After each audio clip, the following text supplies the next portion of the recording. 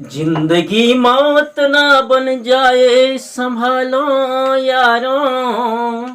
आइए इसी भाव और संदेशों के साथ आप लोगों का मेरे चैनल टीएलसी मैथ्स में आप लोगों का स्वागत करता हूं।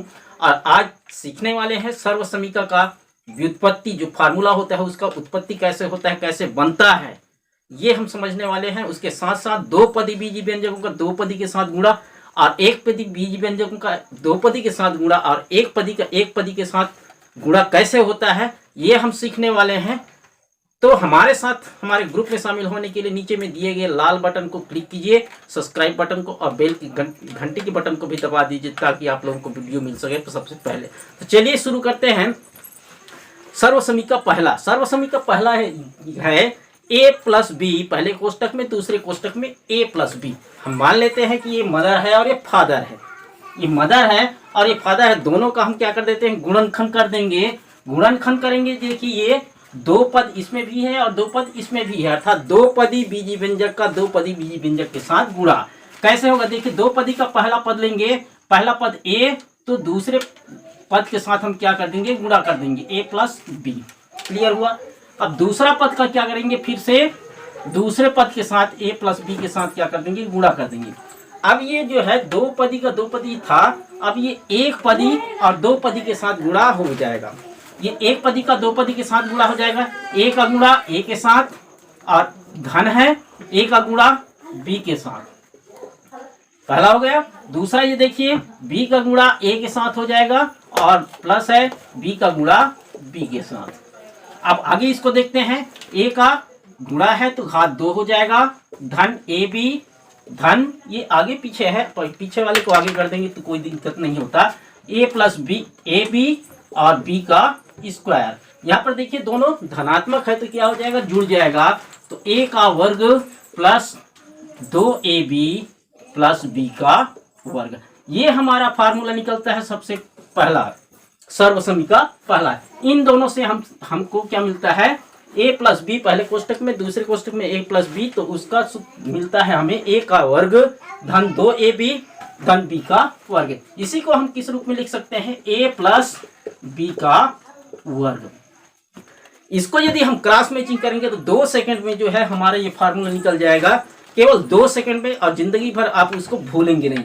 ये डिब्बा बनाते हैं क्रॉस मैचिंग के लिए, ये क्रॉस कर देते हैं, एक तरफ ए बी दूसरे तरफ ए बी, दोनों के बीच में ये प्लस का संबंध है, क्रॉस कर देते हैं, ये दोनों का ए का वर्ग हो जाएगा। ए और ए का गुणा करेंगे तो ए का वर्ग, ए और बी का गुणा करेंगे तो ए बी, यहाँ पर बी और ए का गुणा करेंगे तो ये भी ए बी, और यहाँ पे बी और बी का गुणा करेंगे तो बी का वर्ग। देखिए क्या हुआ, ए का वर्ग, ये ए का वर्ग हो गया, ये दोनों को जोड़ दिए 2ab हो गया, और ये प्लस बी का वर्ग। ये क्या है, ए बी एक और यहाँ पे ए बी का वर्ग बराबर ए का वर्ग धन 2ab धन बी का वर्ग। 2 सेकंड में क्रॉस मैचिंग विधि से। दूसरा देखते हैं सर्वसमीका a माइनस बी, दूसरे कोष्टक में भी a माइनस बी। तो इसका हम फिर से ऐसी गुणनखंड करते हैं, a का दूसरे पद के साथ गुणा कर देंगे a माइनस बी। क्लियर हुआ।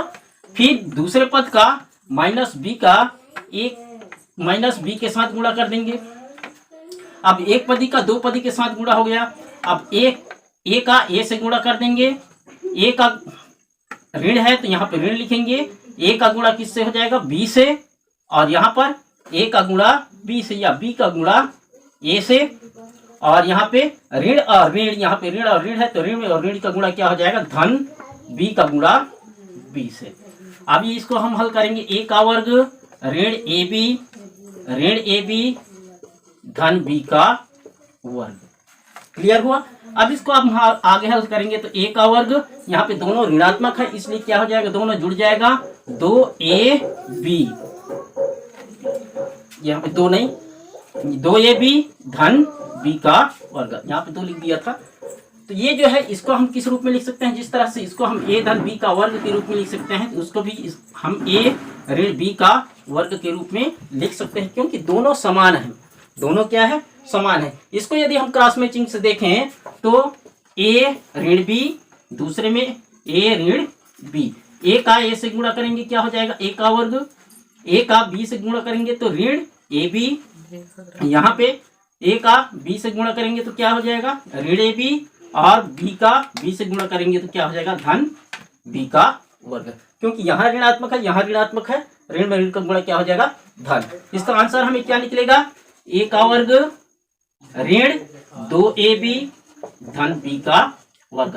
किसका, ए ऋण बी का वर्ग इक्वल टू, ये हमारा क्या होता है दूसरा सर्व समीका।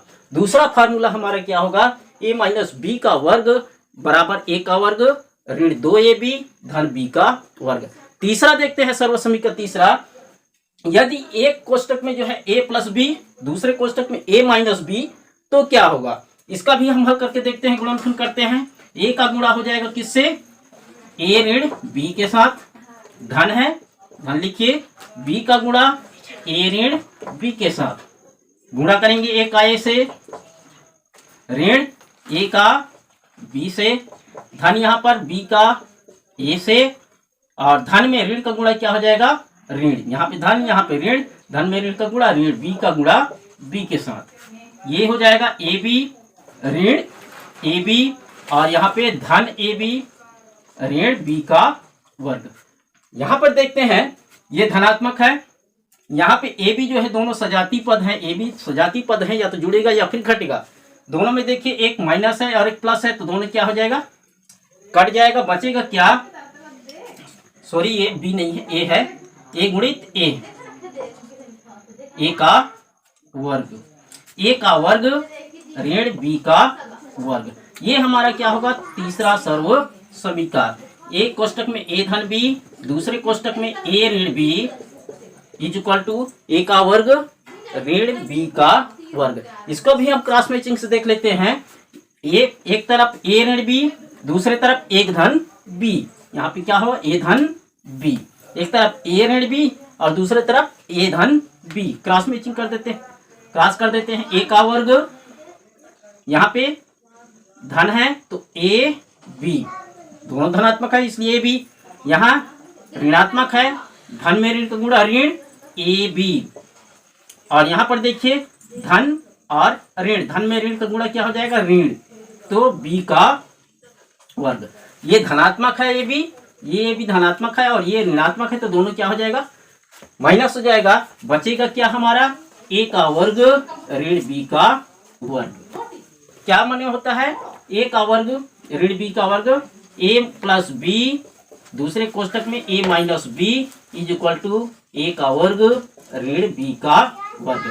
ये हमारा क्या है तीसरा सर्व समीका है। इस तरह से हम ये तीनों सर्व समीका को आज ये देख आप ध्यान से देखे होंगे तो जिंदगी भर आप नहीं भूलेंगे ये तीनों सर्व समीका को, और इसका उपयोग करना सीख जाएंगे।